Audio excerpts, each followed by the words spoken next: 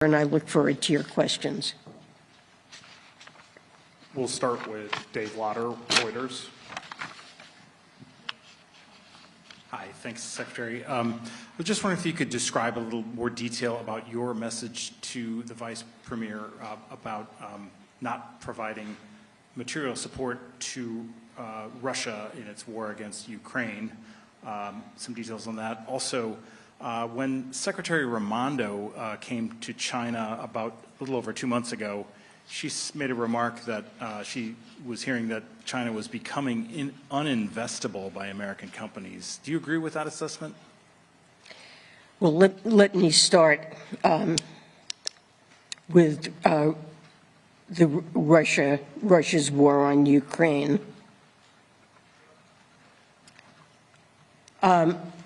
We are concerned that in spite of sanctions program that we've put in place, that equipment that is critical to Russia's military effort is nevertheless evading sanctions and being delivered to Russia.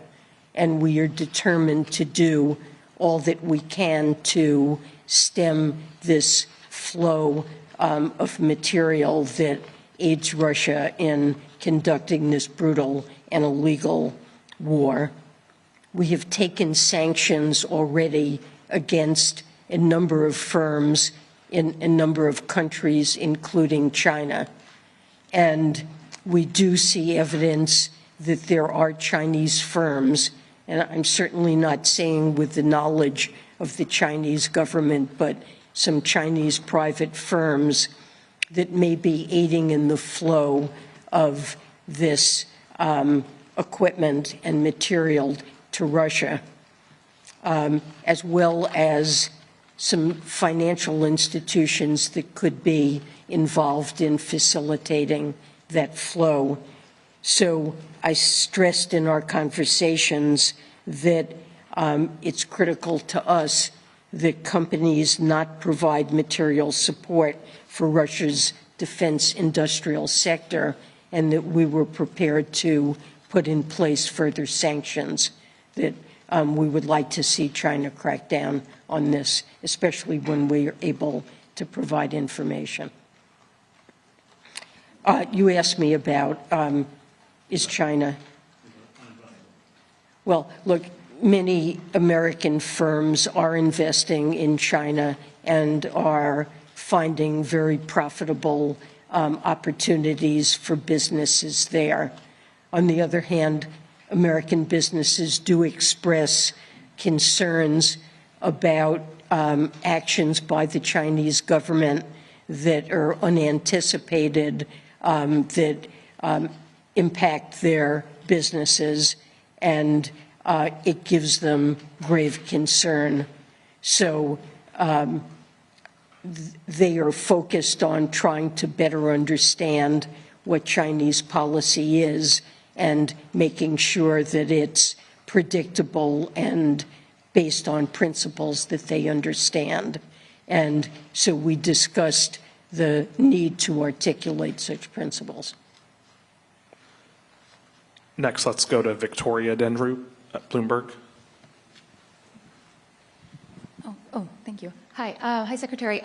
You discussed the Chinese economy. I was just wondering, based on what you heard over the past couple of days, whether you think the policies implemented by China right now are sufficient to support demand, address weakness in the property sector, local government debt, and just maintain the growth momentum that they have. Also, if deflation, the recent data, if that came up, and how concerned you are. And just as a follow-up to Dave's question, based on what you heard about the state of the economy and the concern you have about market access that you mentioned, what would you advise U.S. businesses that are considering investment in China? Thank you. So we did have detailed discussions about the Chinese economy and the outlook for it.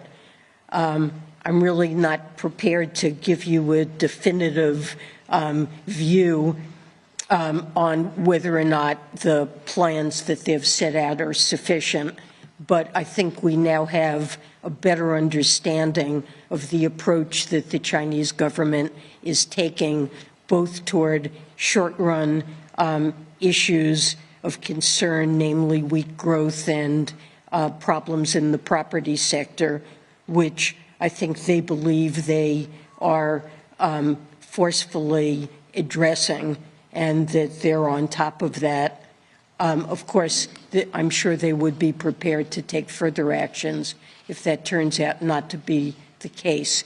But my understanding is that China is focused from a medium-term perspective on quality growth, that it's important to them not to recreate the problems that have led to problems in their property sector, to over-indebtedness of local governments and the like, that they're trying to deal with those problems, and they don't want to put in place measures that would provide some short-term boost to the economy, but at the expense of exacerbating longer-term problems. And they explained to us that their focus is going to be particularly on advanced manufacturing and developing their expertise and capabilities in that area. Let's see. I'm sorry. You asked me. Inflation and also just U.S. companies investing there based on market access concerns. So deflation concerns, they seem to feel that they have successfully addressed them. And, you know, I think we'll have to wait and see. And in terms of market access, American firms have good market access in many sectors. The Chinese indicated their intention over time to provide additional market access in other sectors. There are, as I mentioned, concerns that American firms have about what sometimes appear to be arbitrary actions by the Chinese directed at American firms that are of concern.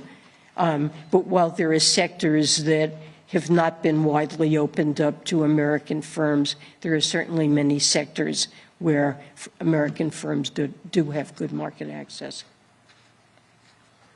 Let's go to Andy Duran, Wall Street Journal.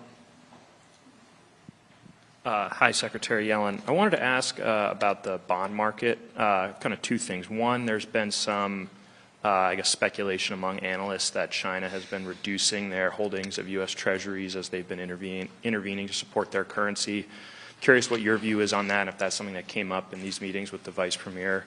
And then more generally on the bond market, you know, there's been, between quarterly refunding last week, there's been this perception that Treasury is taking a more flexible approach to its regular and predictable issuance, particularly on the long end of the curve.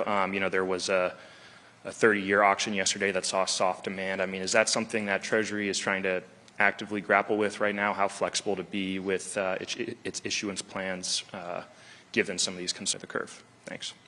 So let me start with the Chinese currency. I mean, the Chinese currency has been under downward pressure, and I think that China sees that as a risk that, if it isn't contained, could exacerbate capital outflows and trigger unwanted and excessive depreciation. But we don't really know the extent to which they're intervening in support of their currency. They don't yet publish, although I'm hopeful that this will change, information on their foreign exchange intervention. So we really don't have that information. But it would not be surprising if they are running down Treasury holdings to some extent in order to support their currency. With respect to the bond market, the 10-year Treasury and longer-term rates have come down some off their highs. Our quarterly refunding, I think, did show some flexibility with respect to issuance. Regular and predictable are the core foundations of our issuance policy, but also we do confer regularly with market participants and try to understand demand and supply conditions in different points along the yield curve. And clearly there seemed to be some pressure, unusual pressure, at the long end. And we are continuing to increase our issuance at the long end. We need to do that, but we increased it less in this last quarterly refunding than we did in August. That seems to have had a favorable impact. Let's go to Xu Yao Mu from Xinhua News Agency. Thank you, Mr. Treasury Secretary. My question is, how does the U.S. plan to stabilize its economic relationship with China from further deteriorating? Have the two countries found a common ground? And in what specific areas that the two countries have agreed to enhance cooperation so as to address shared challenges faced not only by the two countries, but also the global community? Thank you. Sorry, was the first question, I didn't quite catch that. Was that about? How does the U.S. plan to stabilize its economic relationship with China from further deteriorating? Well, we plan to stabilize our relationship by first understanding what each other's objectives and tools are for achieving those objectives. I think the Chinese feel that actions the United States has taken in some cases were surprises to the government and also to Chinese businesses. And the United States, I think, feels the same way, and American firms feel the same way about China's actions. And so trying ourselves to discuss and deepen our understanding of what our objectives and tools are is the foundation for stabilizing the environment and providing a deeper understanding to firms so that they can make intelligent and rational decisions without what we would not want to see is some private sector decoupling from China, especially one that's based on misinformation, when our mutual desire, both China and the United States, is to create a level playing field and ongoing, meaningful and mutually beneficial economic relations. So that is our main focus. And then you asked about areas for cooperation. And yes, we've certainly recognized that there are areas for cooperation, and I would mention three. The first concerns climate, and both countries are committed to the goals of the Paris Agreement, and we are discussing concrete ways in which we can work together and partner to pursue this goal. And we've tasked the Economic and Financial Working Group with coming up and coming back to us with specific suggestions for areas where we can better cooperate. The area of sustainable finance, we already work together in that area, but I think we agree that there are more things that we can jointly do that are not being addressed in other multilateral fora. Debt is another area.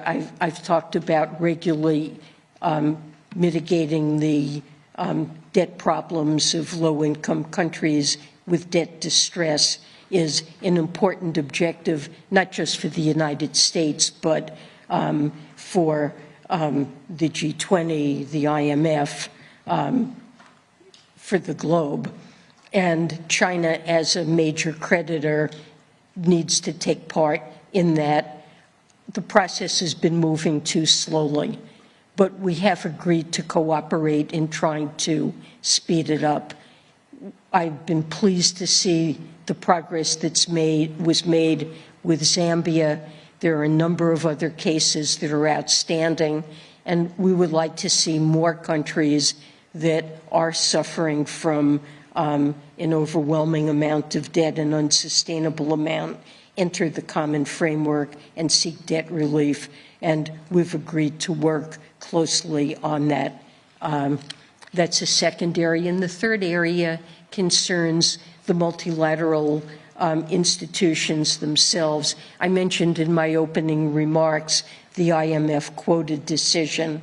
We were pleased to see that China joined most other shareholders in voting for an equiproportional increase in the IMF quota. This is something that's quite critical to many developing countries.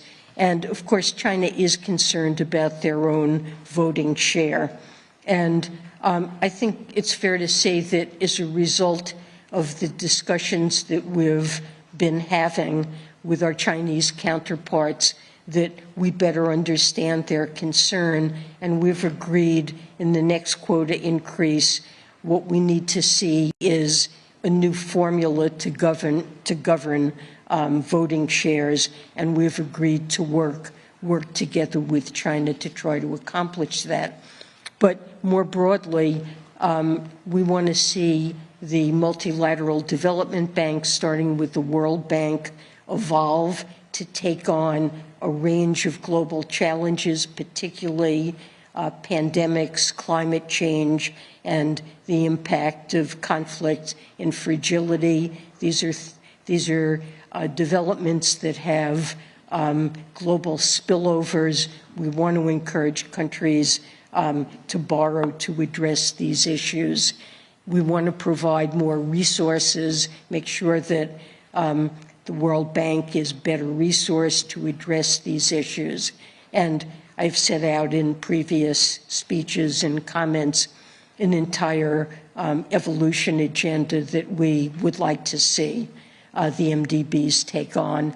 And I think we have agreed with China that we can work together constructively on this. There's plenty of work yet to be done, and this is something that is not only in both of our interests, but also in the interest of the globe. Let's do Ryan McMurrow, Financial Times. Hi, thank you for taking the time to speak with us. China is currently holding up approval of U.S. chip group Broadcom's $70 billion acquisition of VMware.